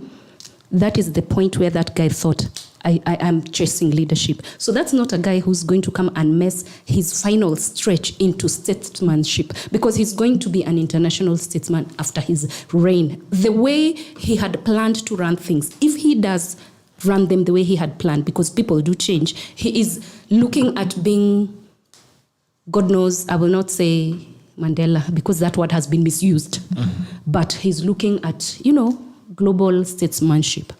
I am sure, and I am confident he's not going to miss. But I cannot say for a fact they've met or they've not met. I was not there. But is that an issue? Because whether they've met physically or not, whatever that is being tabled, either I was giving it's two scenarios. Either they've talked on phone, or they've met physically, or they're using proxies. Because really, when it comes to people who like that, because Raila is a person of a certain stature in this country, he's not your other person, and Ruto, he's the president. So of course, they have got proxies who can communicate to each other. I remember a clip you shared yesterday on Twitter, what Moses Kuria said. 2 years, when was it? It was, I think, 2 years ago. And he said Raila is going to want to work with Ruto. And at that time, it was the height of the anti-Ruto movement. So really, Gerald, never say never. Never say never. And I think Kuria foresaw it, and he felt that Ruto automatically has let me quote him, an unassailable lead. Everybody was saying that. They were just trying to counter it. The fact that he had a lead was obvious. It was being countered. They did manage to counter it, because he would have won with like 1.5 million gap. He did win with a small gap still. So they succeeded in countering. It's only that they didn't succeed in beating it. Okay. So whether they are meeting through proxies or they are meeting physically, because now I saw them sharing a photo of when Raila and Ruto met when Tuju was unwell, and people were saying that you were meet physically. People want to fuel that propaganda, and Ruto knows that very well, and he knows it's not going to augur well with some people on his side. So we know that we cannot, as a Kenya Kwanza diehard, I cannot talk about that, because if in case it hasn't happened, I will have fallen victim. I'm not that gullible. I will have fallen victim to the propaganda that is being peddled. We've seen especially the Kieleweke team in the Azimio side, they have even started peddling the Ruto Rigathi fallout. And by trying to suggest that Ruto and Raila met, And Rigathi is the problem. You saw what Mutahi wrote? That if these talks are to work, Rigathi has got to be removed from the equation. He is part of the executive. How do they expect him to be removed from the equation? They are expecting Ruto to bullshit us the way Uhuru bullshitted us. But because Uhuru did, we cannot rule that one out. But we do look at the president we're having right now. He is a man with a very good head on top of his neck, and the chances of him doing such nonsense. I also know that he is factoring Raila as a member of the leadership of this country, and he's giving him the respect that he deserves. Only that he is not going to mess his stakes when he is trying to take care of his fellow leader. What I know is that he will never spite Raila. He will never ignore the things that Raila is raising that make sense, which is a very small percentage. Most of the time, Raila does not make sense. The small time, 0.0000001% of the time that he makes sense, Ruto being the good, godly leader and the sober man he is going to take care of that. So I want to ask Azimio, and need to please pass the message to that side that they're going to be taken care of. All right. I'm not. Whitney. I'm just sending you as a proxy. What do you mean? Have you ever said in a room, if you think you're a nobody, I'm not. If you think you're a nobody, stay in a room with a mosquito, then you'll realize there's nobody who's small. Well, I do not know if and I know gravitas. Philip Etala is watching. Talk to him and tell him Ruto will take care of it. Okay. Personally, I would never put anything past a politician, be it a president, be it a MCA, just all levels. I would never put anything past a politician. And you know what they normally say about politics: there are no permanent friends, there are no permanent enemies. It's just permanent interests. So the only thing we can do as Kenyans is just be faithful to Kenya as a nation, but not be, sycophants to leaders, because these people change. They change their ideologies every other day. So, and I do believe that politics is too important to be left to politicians. We need to all be involved in this conversation. So if you feel like we're being shortchanged, we should be the loudest in be it the media or wherever. And I also really want to applaud, even though I do believe Msoo brought in a topic about the senator who came in from the States, who was an emissary from Biden. I do believe he played a role in the ending of hostilities between President William Ruto and Raila Odinga. But in my view, I do believe that the media has played the biggest role in ending these hostilities, which are getting a bit murky, like it was becoming a bloodbath. So I do want to applaud the media, and especially the TACO, for just bringing reason to this conversation. Yes. We know the senator has been instrumental in talks between Kibaki and Raila Odinga, now between Ruto and Raila Odinga, but I do believe it's a very small percentage.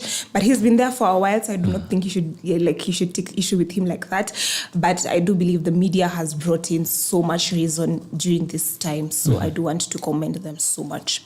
And the media for me takes the cake, and also some intellectuals and the church, especially the Catholic Church. I want to applaud them because they've also been sitting with Raila Odinga and also Rigathi Gachagua. So I do believe they're also very important local players who've been instrumental in ending the hostilities that we've been saying. Okay. Why? What do Azimio folks have against Rigiji? They just need a punching bag. But it happens every time. But when I do not believe it was Ruto. I don't think like he's just they're using him as a punching bag. But we do know that the deputy president he's an extremist. No, Gachagua is a little bit rough around the edges, but he's so is the 99% of politicians. I'll explain to you. Okay. If you can remember very well, take it back. If you can remember very well, during Uhuru's time, people used to say Uhuru is a good guy. He's reasonable. Even at that time, NASA. Was it called NASA? Is he not? Was it called NASA? Yeah, NASA. You asked, is he not what? Reasonable? And they used to say, I don't know. Uhuru Muigai Kenyatta reasonable. Let me not say anything. No. I might get arrested. I'll give you an answer. Okay. Let's not go. I might get arrested after the show. Okay. So they used to say Uhuru is okay. The problem is the DP, William Ruto. So now the William Ruto is president. Now they're saying, shida si president hana shida ana handshake. Lakini kuna mtu anaitwa Rigiji ndiye anasumbua. So in any government, there has to be the one person that plays politics for the government, while the other one plays cool and but also we have to admit that the deputy president is an extremist. He's not diplomatic in his words. But he has already said he's a truthful man. But also I do believe I do believe he has very hard lines, and I don't think he knows anything about concessions. So who doesn't have hard lines, Whitney? Okay, let me tell you, in a Raila nation, Odinga in a diverse Odinga nation like this, you have to make concessions. You have to compromise on so many things. Mm-hmm. You can't have, especially in the stature of a whole deputy president. That's the role you take on as a statesman. You cannot be a hardliner in a nation where you are elected by 33% of the people. You can imagine if Raila were president and it was Martha Karua now. Martha Karua is me multiplied by Rigi, multiplied by probably a few Railas mixed there. Then uongeze James Orengo na Martin Shikuku all in one woman. How do you know? She's been around and I've been around. Okay, but let me tell you, what you can imagine if it were Martha Karua, she would not have weight on the office. I'm putting weight on the office, not the personality. If Martha, you claim that she's a quote-unquote a hardliner, maybe when she takes on that deputy president role, she becomes a statesman. All right, for the unfortunately for Rigathi, do you think she would have toned down? She definitely, but I know she would have. She would have. Gerald, she would have. She would have. I do believe Rigathi Gachagua needs to tone down. I think he needs to climb down, and I was so proud of him yesterday. He's talking less hard. All right, ladies, thank you so much for the 3 minutes past 9 a.m. We are past time, 15 minutes past that time. It's a pleasure. It was a pleasure having you. Thank you so much for coming. Always a pleasure to have you. Peter Sigeman sema sasa nikiendelea watching this sitamaliza kupanda shamba. Mzaliwa sana mwambie napenda. All right, if you're following the show, thank you so much. John Fax Dr. William Samoei Ruto. Thank you. Karieka wa Mbogo, great show. Thank you so much to Ken Ambula. I come from Gitala and I confirm received the subsidies fertilizer and I've already planted. About the quality, I have to wait until I harvest and comment on it. All right, thank you so much. And it's always a pleasure to have you. This has been the Tackle the Siasa Wednesday edition of the 5th of February. Jesus Christ of Nazareth.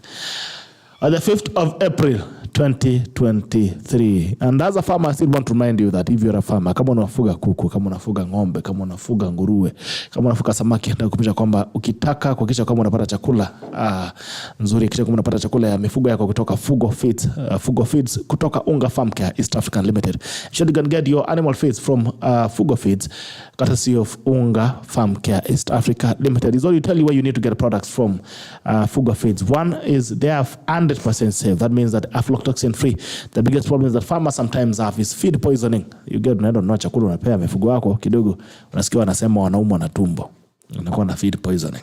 And to guarantee you that the animal feeds from Fugo Feeds 100% safe for your animals. Another thing is the nutritional formulation of these feeds is guaranteed to ensure that you can get the best production and the best profits from your animals. Hapo Fugo Feeds tunasema malezi bora mapato zaidi. Malezi bora mapato zaidi. Kama unafanya dairy, please get your Fugo dairy. Kama unafuga nguruwe, make sure that you can get your Fugo pig from Fugo Feeds. Kama unafanya mambo ya samaki, pia get Fugo tilapia from Fugo Feeds. Kisha kwamba unaweza kununua chakula kwa very authorized distributors. Please, I've seen there are some guys who have been sending me messages that kuna mahali wameenda mono products zinakaa fake kidogo. I sure they can only get it from authorized distributors. If you feel or you believe that you bought a fake product, please send me an inbox or send me a picture of the product so that I can be able to help you. But ensure that you can get the best feeds from Fugo Feeds. Courtesy of Unga Farm Care East African Limited. Kama unafuga nguruwe, tafadhali maneno ya kuacha nguruwe na manga. Anaokota kila kitu takataka ya kanjo, then kesho akienda kuchinjwa inakuwa na bakteria mengi. Please ensure that you can get your Fugo Feeds and this Fugo pick from Fugo Feeds. Fugo Feeds, malezi bora mapato zaidi. Fugo Feeds, malezi bora unapata mapato zaidi. Hadi kesho kwenye Diaspora Edition, na kutakia siku njema. Hii ni Tackle, ninaisha sasa hivi. Tunawapenda. Bye bye.